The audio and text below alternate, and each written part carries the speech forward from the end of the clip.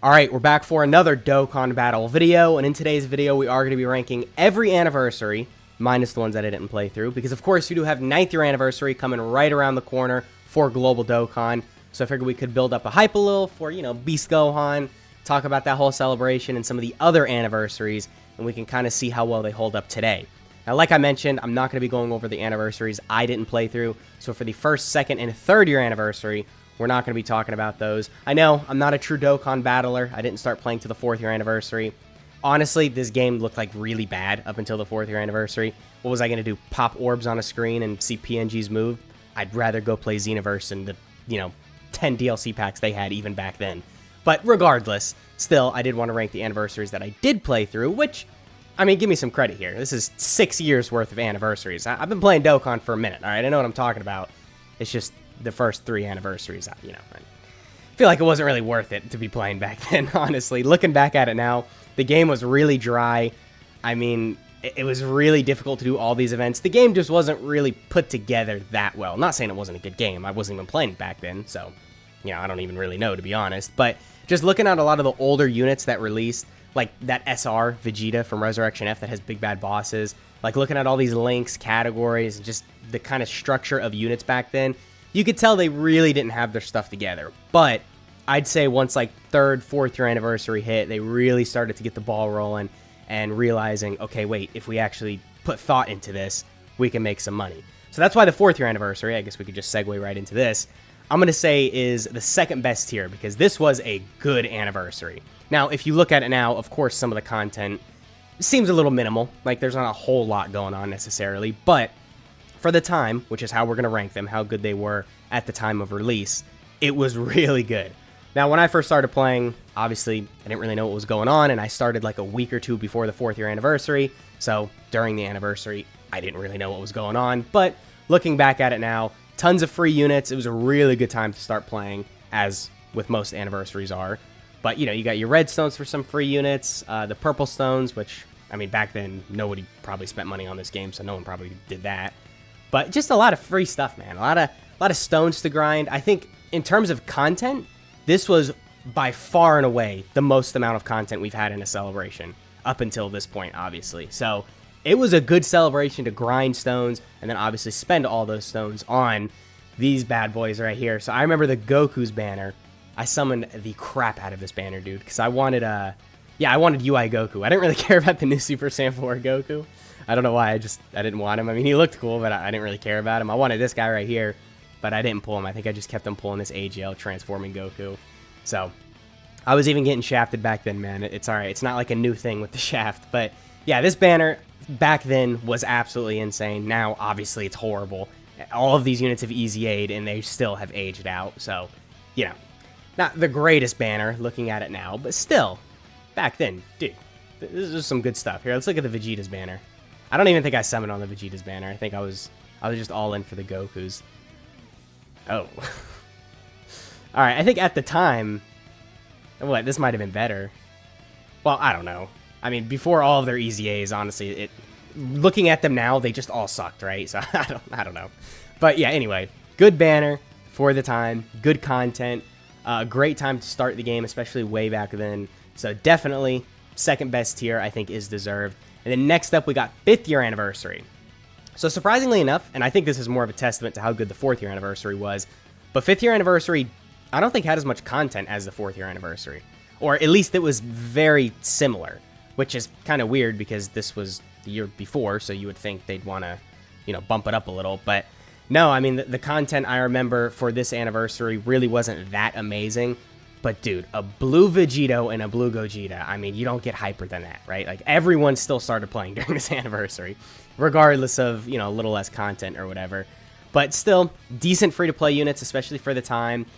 Some good content. I mean, there was stuff to do. They introduced the 55-ticket multi, which I guess just kind of transitioned into the guaranteed LR multi. Obviously, that started to appear more in other celebrations, not just anniversary. So this was the start of a really big thing in Dokkan. And then part 2, we had the Broly, Chi-Line, Lemo, and then also the Rose Goku Black, which I think is this right here.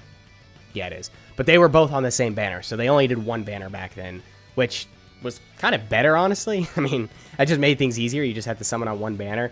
And I remember I pulled so many Broly Chi-Line Limos. It pissed me off so badly because I wanted Goku Black. Like, he just looks cooler. I think he was a lot better at the time as well. This guy was like the best unit in the game, which is crazy because normally with these anniversaries, yes, the Part 2 units were good, but did they really compare to the Part 1 units? Not really. Actually, we didn't even talk about the Part 2 units for the 4th year anniversary. Sorry, I'm getting excited. You know, I'm thinking about my past and all my memories on Dokkan. The Part 2 units, wasn't it? Yeah, the trio Dragon Ball Seekers guys and the LR Baby. They were good on release. I mean, that's about all I gotta say. Pretty forgettable now, but, you know, is what it is. But yeah, for the 5th year anniversary, that Goku Black was just insane. We had the Vegeta and the Raditz, and then the Broly and the Green Monster, whatever. The Broly card, though, if I remember, he was, like, busted on release. Yeah, he's stacking attack and defense. He has a medium chance to evade enemy's attack, and then he gets 20% HP when he delivers the final blow. I remember I was using the hell out of this guy on release, because he was a decent free-to-play unit, all things considered, mainly because he's stacking, of course. So, yeah, this guy, he fit, like, perfect on my Pure Sans team.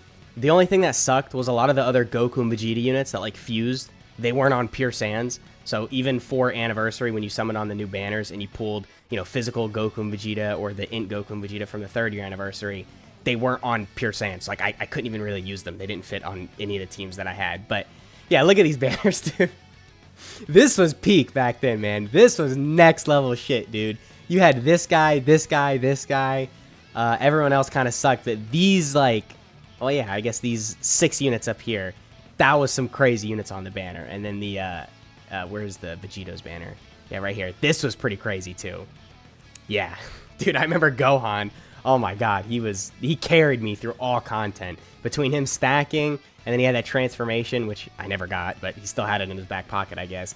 Yeah, this guy was next level, too. So, 5th year anniversary, man. Dude, it was just, you had to have been there, right? We're going peak. I know I said the content wasn't as crazy. I know this and that, but, dude, it's peak, dude. 5th year anniversary was next level, man. And even their easy A's were crazy. So that's just how good 5th year anniversary was. Even when they're easy-ang, it kind of leaks through that celebration as well. But regardless, next up, 6th year anniversary. So we'll talk about it a little, and then we'll rank where they're going to be on the list. Because honestly, I have no idea where I'm going to rank these guys. I'm kind of winging it. So we'll talk about it, see how I feel about it, and then rank the anniversary. But 6th year anniversary, I remember, I think it was the first LR Easy A on JP at least. On Global, I think we had an LR Easy A for Broly for, I think it was the previous Golden Week celebration. But on JP, this was really hype. Yeah, these guys got their Easy A. And they weren't even that old of an LR. So it was really random. I mean, it made sense for the celebration because obviously Tournament of Power. But yeah, their Easy A was insane. They did so much damage. Who else got their Easy A? It was the Int UI. Yeah, this guy. He was really good. Usually TURs only had like a high chance to dodge, but they gave this guy, I think, guaranteed dodge for his first turn and then a 70% chance to dodge. So once you transformed with him, it was over. Yeah, there was the God event. So this was very interesting because in terms of difficult content, I guess power creep is the word I'm looking for. Don't get me wrong, it was there. But, you know, for the 4th year anniversary, the 5th year anniversary, it wasn't that crazy. The game pretty much was in the same state. But then when this dropped, it wasn't as crazy as like Red Zone is going to be next year. But it was a noticeable power creep. Like, you had to bring really good units in here, preferably, obviously, the new units. But you could still win even without them. So this was really fun. I remember there was 12 stages. There was a couple missions for them as well. Belmont, I remember he was such a bitch, dude. He did like I think he did an AoE, or he like stunned or sealed or something. And I remember I couldn't beat him for forever. And then I pulled UI Goku and just obliterated the event. But yeah, a good celebration overall. Not as hype, I would say, as 5th year anniversary. No disrespect towards UI Goku and Evolution Blue Vegeta, but you know, you can't really out-hype the fusions. It's kind of a losing game if you try and do that. But still, I mean, it was a good celebration, man. 66 unit multi. We had a whole bunch of free stuff, whole lot of content. The free-to-play units, oh my god, they were crazy. So let's talk about this really quick. Where's Master Roshi?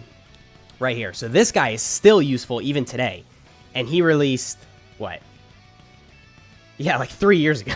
So, I mean, for a free-to-play unit that's 3 years old, and this guy's still being useful between his support, between his dodge, his revive, his active skill, all that, that goes to show you on release, this guy was busted. I think when you ran the Universe Survival Saga team, even if you had all of the new units, all of the new summonable LRs from 6-year anniversary, you still ran this guy on that team. That's how crazy he was. And then there was the Tech Tien, and I think it was Tien and... Was it Tien and... No, it was Tien and Roshi, and then there was the Krillin and 18. We're not going to talk about the Krillin and 18. They're kind of forgettable. But the Roshi and Tien, these... I keep on almost messing up the name. These guys, this unit I'm talking about right here, they were really good as well. Once they fully built up, their stats were somewhat decent, and then also they were a support for Reps Universe 7, which, I mean, if you had a solid Reps Universe 7 team, then having these guys on there supporting everyone, yeah, made it pretty busted. You could even run these guys in the, what was it, the Gods event, right, with all the God of Destructions. As long as they had type advantage, they would destroy in that event, so they were pretty good in there. Roshi was really good everywhere. Overall, 6-year anniversary had some banger free-to-play units, and it was a pretty good celebration in every other manner. So I would put it in the good tier, just because in terms of content and all that, it was really good. But in terms of hype, I don't know. I guess mainly it's the Part 2 LRs. I think if we got like an LR Topo and an LR Jaren, that would have made it a lot more hype. But we ended up getting the Golden Frieza and the 17, which wasn't bad, but like, meh. I don't know. Maybe that's a hot take, but they weren't really that crazy. The Team Universe 7, or the LR Android 17, he was kind of cool because he had everyone else in his card art, but still, it wasn't really that crazy. So I would say the Part 2 LRs do really drag the celebration down a little. That's why instead of peak, got to go good tier. But next up, 7th year anniversary. 7th year anniversary was something else, man. The power creep in this celebration and the units we got to match that power creep were insane. The Easy A's were insane. Just everything was insane. Content, new units, the banners. I think even now, if we can pull the banners up, they're still probably going to look pretty decent. Because I remember they just had everyone. Or any unit that was just remotely good was just on this banner. Yeah, with LR Gods, you had Full Power Frieza, UI Goku, 5th year fusions, Buhan as well. Yeah, dude, for the time, this banner was insane. Both the banners are really good. You had to pull the new units too. So if you wanted to take on the new Red Zone stages, you needed them. Like, it was necessary. But they gave you a lot of opportunities to get them between all the stones we got during the celebration and then the really good Easy A's, so you could throw them on the teams of, the new LRs. It was very thought out, and it was a good celebration all around. I really enjoyed the way they did it, especially because the Easy A's, I mean, these guys are kind of hype, but, like, these are just random banner units. Like, no one remembered these guys even existed. And then now this God Goku is insane defensively. Yeah, this Vegeta kind of sucks now, but on release, he was really good. Like, they turned these forgettable units into decent options on a lot of teams now. And then Part 3, obviously had the 3rd year anniversary LRs, which is a big thing. I believe these were the first Dokkan Fest LR Easy A's. I could be mistaken, but that's a pretty big milestone as well, so obviously they were very important. More missions, Red Zone stuff, all that. The Part 2 LRs were a little weird. It didn't make a lot of sense, if I can pull them up. Yeah, these guys. So it didn't really make sense. It was just weird, right? I don't really know how to say it other than that. Goku and Vegeta, I mean, they're cool. They're hype. For Anniversary, I think it makes sense, but they were pretty forgettable, especially this Vegeta. Now, the Goku could do really good damage on release, but defensively, he wasn't that great. Their banner kind of sucked as well, so especially when there were still the Part 1 banners, it just made no sense to summon for this, right? Just summon for those Part 1 banners, and you'll have way more value. So, yeah, Part 2 did drag the Anniversary down just a little, but I would still say they were decent, and they still held up. And then we got the EX part. This was a whole new thing. Yeah, for every anniversary up until 7th year, it was only 3 parts. But now we're talking about Part 4, 4th year anniversary LRs. They were really good at their Easy A. On release, they were just, like, insane, too. You had to have them on their teams, especially next to the LR Monkeys, which we got during, the 7th year anniversary. Yeah, it was a really, really good setup, man. 7th year anniversary was crazy. I think I'm going to put it in peak. I think. I know the Part 2 LRs did kind of drag it down, similar to 6th year anniversary, but I don't know, man. Like, Super Saiyan 4 Gogeta, Blue Goku and Vegeta, Easy A for the 3rd and 4th year anniversary LRs, and some pretty ass free-to-play units, but whatever. No one cares about the free-to-play units. So, like, yeah, we got to put it in peak, man. We got to put it in peak. And then now we got 8th year anniversary. Y'all are going to flame me for this. Other than the Easy A's, I wasn't a big fan of this celebration. I'm just being completely honest with you. The Easy A's were awesome. Let me see the Part 1 Easy A's because I kind of forgot. I know we had the... Yeah, okay. We had the Super Vegito and the Super Boo Easy A. Super Vegito was a little mid, but he's still kind of decent. And then Super Boo still is a really useful unit, especially once he goes into Buuhan. So the Part 1 Easy A's, I'd say were pretty good overall. Part 2, I think we had the Kaioken Blue Goku and the Spirit Bomb Goku. Both of these guys, really, really good. The LR Spirit Bomb Goku kind of sucks now, but on release, he was absolutely insane. And Blue Kaioken Goku, even now, is a really good damaging unit, especially when the Tournament of Power teams get a lot better. This guy's going to have a phenomenal spot on those teams. So the Easy A's were amazing, and then, you know, I don't even really have to talk about these, but they're here. Yeah, these guys right here. Obviously, absolutely amazing. There was the event where you can get the skill orbs for all the anniversary units, which I don't think it's on here, but it is the anniversary event. They're going to start updating it every anniversary, as we saw for 9th year. So that was a pretty good introduction into the game. We got some burst mode stuff as well. Decent content. It was a good celebration. I'm just going to be honest, like the new units, they were good, but I just wasn't really that hyped for them. I mean, I don't know. That's just my opinion, right? I mean, this ranking is all based on my opinion anyway. So personally, I wasn't thrilled about this anniversary. The free-to-play units, on paper, were a good idea. Like an LR Babidi that has a standby into Majin Vegeta is insanely hyped, but he just sucked. He was just horrible, so that didn't really work out. New events were not difficult. They were just kind of lame. So overall, I would say this anniversary is in the good tier.